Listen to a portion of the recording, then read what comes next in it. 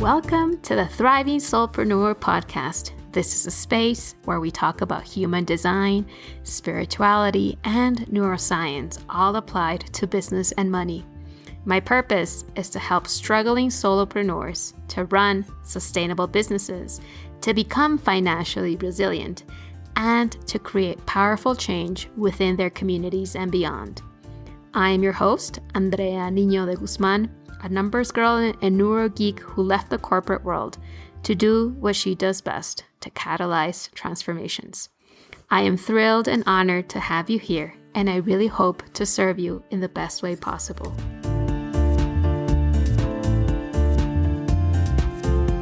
Welcome, Soulpreneurs. It's so great to have you here on this new episode of the Thriving Soulpreneur podcast. This week, I want to talk about stress and the perception of time. And why do I want to talk about this? Because, mid-year is coming up. A lot of people have the practice of doing mid-year reviews or quarterly reviews. And that can be or it cannot be a very pleasant time because, you're halfway through the year and you start wondering, where am I in terms of my goals, in terms of what I wanted to do, what I wanted to accomplish this year, or what have I not, what has happened. And all of that can put us in a huge amount of stress. And I feel that we need to address this. So one of the places where stress and overwhelm shows up in the chart is in gate 52. And in quantum human design, gate 52 is called the gate of perspective. So this gate, which is located in your root center, when this gate is out of alignment, it can express itself within a continuum. So on one hand, it could be experienced as this deep feeling of overwhelm, of just feeling overly saturated by all the things that need to get done and not knowing where to start. And as a result, not taking any action at all. So you procrastinate or you just feel stuck, you feel frozen, and days go by, weeks go by, and you're not moving forward in any sense of the word. On the other end of the continuum, this energy, when this is out of alignment, can be experienced as overreacting, but not overreacting in the sense of getting things done. It's more about putting your attention and putting your focus on distractions because you're equally overwhelmed, because you don't know where to start, but you feel like you have to be productive. And therefore, you move your productivity someplace else. All right. So when I look at this energy, and when I look at this feeling of overwhelm, I know that behind this feeling of overwhelm, there are two factors. One is the perception or our perception or the meaning that we give to time. Like, for example, right now, the end of the quarter is coming up. There's a mid-year review. There's a meaning attached to that. And that as a result, that triggers an emotional response in us and therefore a behavior. So there's the perception of time. And two is stress as a result. So stress and the perception of time are two key factors here. And I want us to start thinking about where are we right now in relation to our stress? What is happening right now in your life, in your day-to-day, in your business, in your relationship with your money, in the relationship with yourself that is keeping you in a state of stress? So for example, is it your income?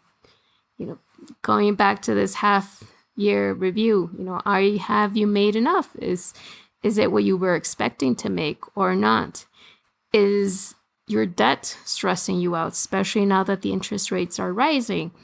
Is it the state of your savings or investments? Is it this possible recession that might be coming up in a few months? And, not maybe even having a contingency plan if that comes up, because that's what you hear from experts that you should have. Is that causing you stress? Is it your relationship? Maybe the relationship that you have with your partner, with a child, with a family member, with a friend, with a worker, with a client, or is it the relationship that you have with yourself right now? What is creating you this, or what is keeping you in this state of stress? And I just want you to just notice it without judging it, without diving into the story of where does this come from and why is it, but just notice where you're feeling this stress and notice how you are reacting to this stress. Because often what happens is that our focus is put externally, it's put outwards. So our focus is on where am I in relation to everybody else in regards to this issue that I have. So for example, if it's an income, if you're stressed out about your income, where am I in relation to my competition? Where am I in relation to what they're doing? And then again, that's where the perception of time comes into play, and the stories that we keep on telling ourselves about what we're capable of doing or what the others are capable of doing. And we just begin crafting this story of, they're so much further along than I am. I'm staying behind. I should be doing more. And that triggers a lot of judgment, a lot of shame, and a lot of guilt and whatnot. And when this happens, we just enter this state of where we either freeze, we procrastinate, maybe we over-rationalize, or we dial our vision down. We compromise our deep desires, or we could even go into a frenetic action. And no matter what your immediate reaction is, the thing is, it's very likely that this reaction is rooted in fear. So maybe it's the fear of not making it, or failing, of letting others down, of being judged by others. Or, if you're focusing on this worst case scenario, it's the fear of having this worst case scenario become true, right? And when this happens, and this is the key aspect of this energy, that when you're so fixated on something happening or this not enoughness or this fear, you're not present. We're not present. So we're either, when this happens, we're maybe stuck in the past, or we're reliving a memory from the past, maybe judging our past decisions or dwelling over them, or thinking about what we should have done differently, what could have done, what could have happened, if we decided differently. So there's a lot of judgment in the past. Or we speed forward and we just focus on one potential outcome in the future that brings us more anxiety, more worry, more self-doubt, and more fear. But we're not present. And this is key. We are not present in the moment. And why do I make so much emphasis on this? Is because we don't have any power over our past, just like we don't have any power over our future. But we always have complete and absolute power in our present moment.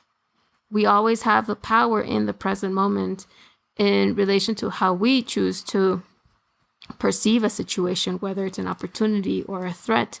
We have power as to how we choose to react in relation to something that happens to us. But it's in the now. But if our mind and if our heads are just so focused on the past and jumping between the past and the present, we just kind of become the victim of the circumstance, right? And we lose that power to change things.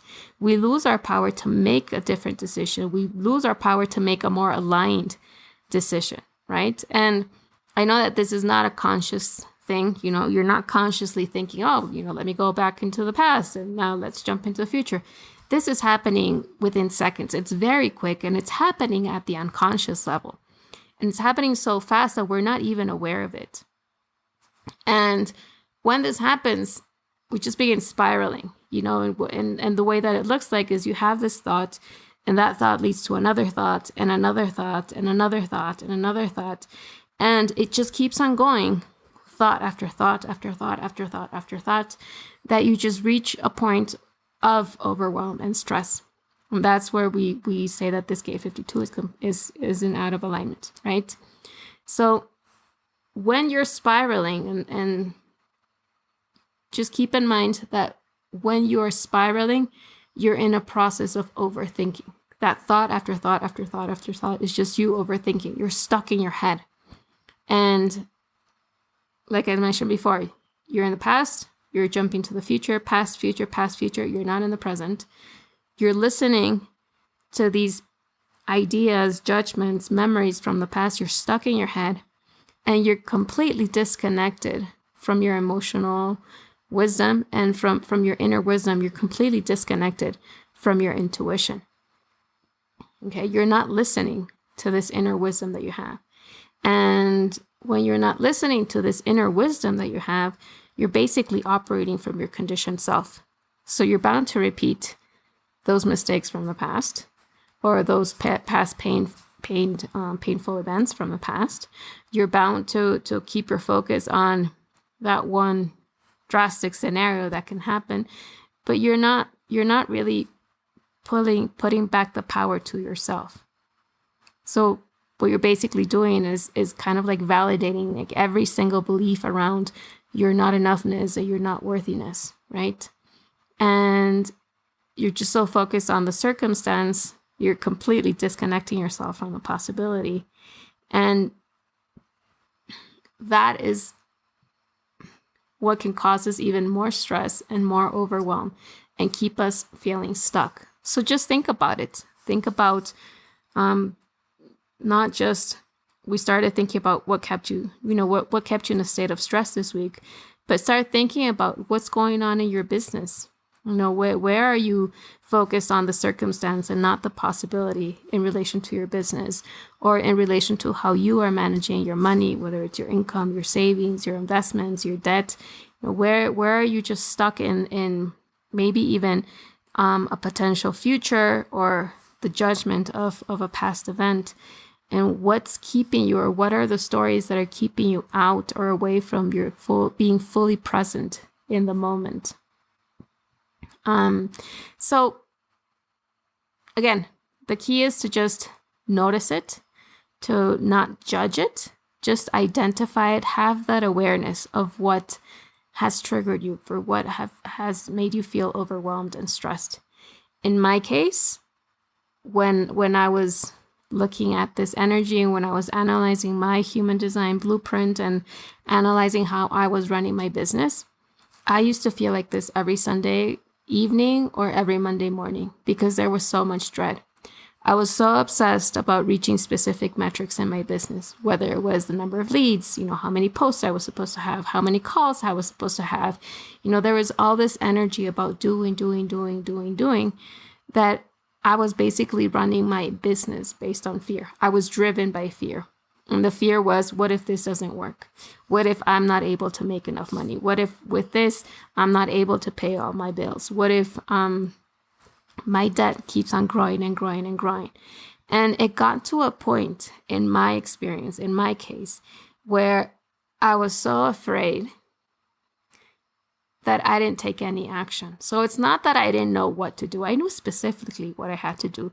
You would talk to me about A activities or your top threes. I knew exactly what my top threes were. I knew exactly what I had to post. I knew exactly what I had to do.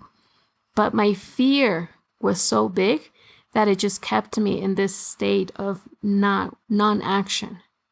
And there were other days where my fear was so big that I felt that I needed to focus on something else. So what I did, I just started studying. I signed up for many more courses. I began doing research. I just focused on other things that weren't really critical to me reaching the level that I wanted in my business. And what I want to share with you with this experience is that it's not the action per se that's wrong. I was studying a lot, yes, and it's not bad to study, but it's the intention by which I was doing things that was not really aligned to my highest self and to my vision, because my intention was of me trying to avoid a greater pain.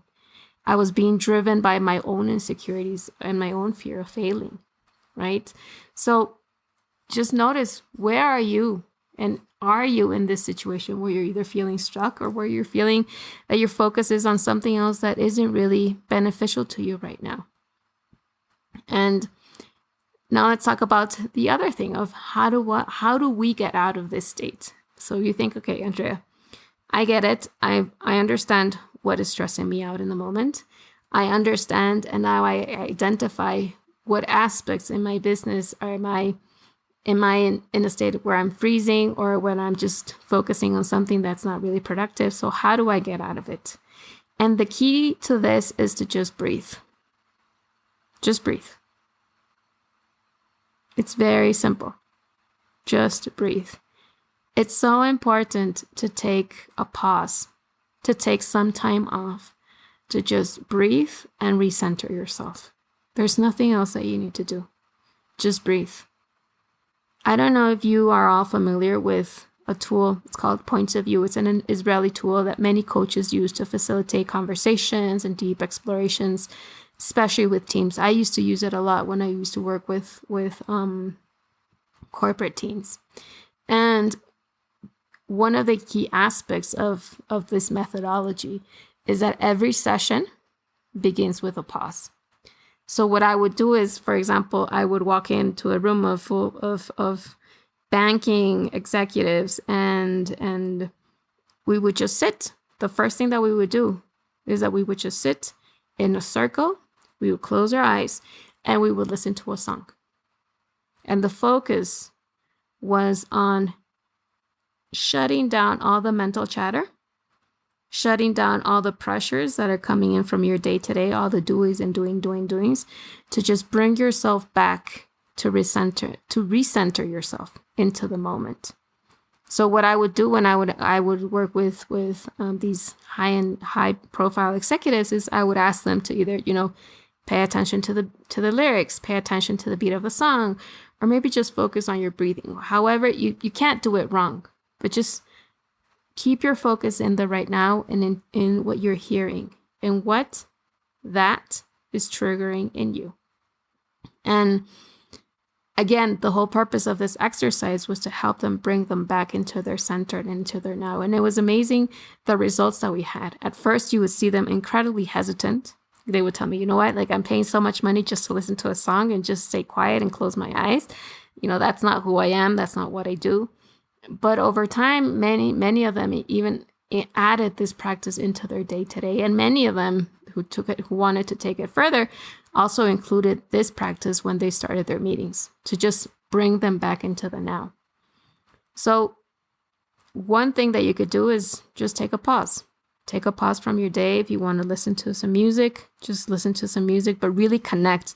Don't just listen to the music and keep your monkey brain going, but like really sense it, feel it, experience it in your body as you're listening to it.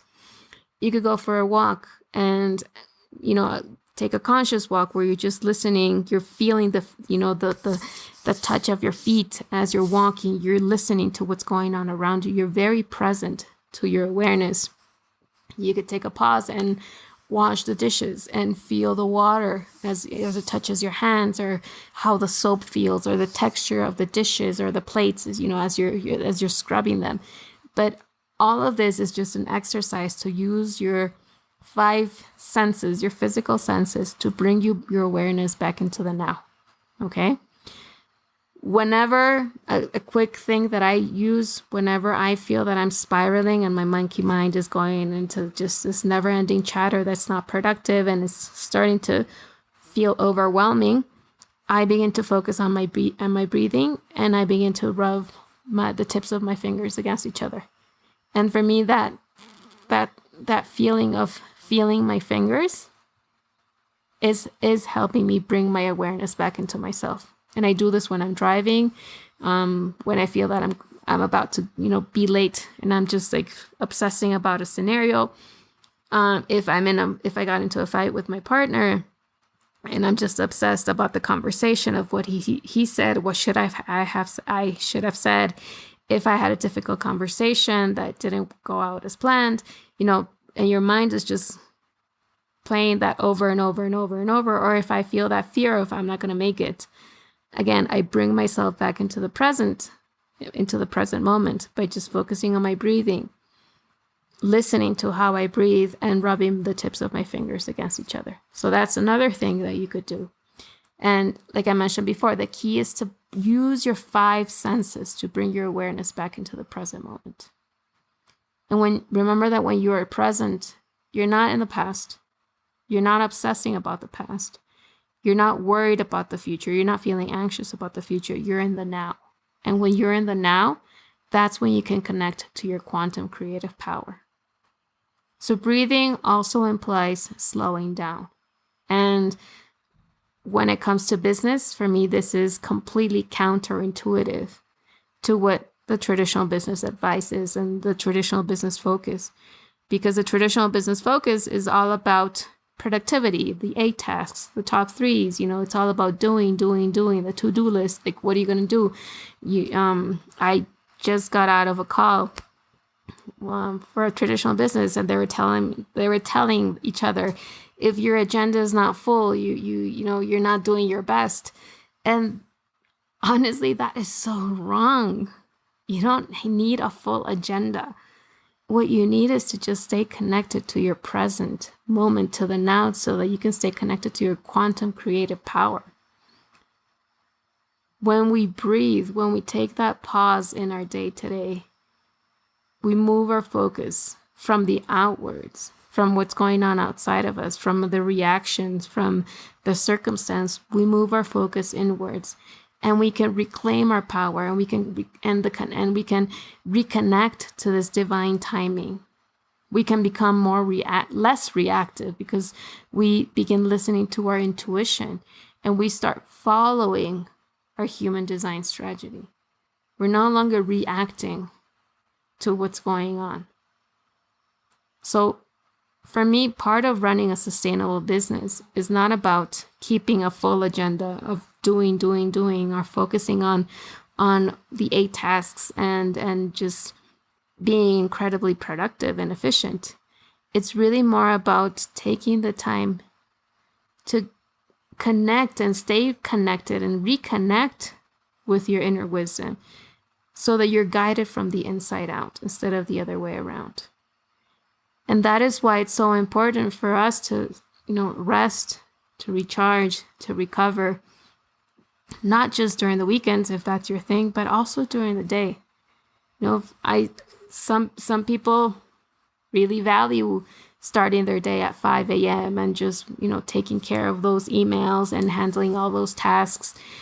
But there are others, and I'm on this other team, where our day doesn't really start until maybe 10 or 11 a.m. I'm up at 6, but during those first hours, the focus is on me, on how I connect, on my moments of silence, on my automatic writing, on my reading, on my reflection, on my contemplations. The focus is on lowering all these triggers, all this stress, and just reconnecting from within. Because when I reconnect and when I'm being guided from my inner wisdom, when I'm being guided from the inside out, you have no idea how my business moves forward. And there's less stress, there's less resistance with my business.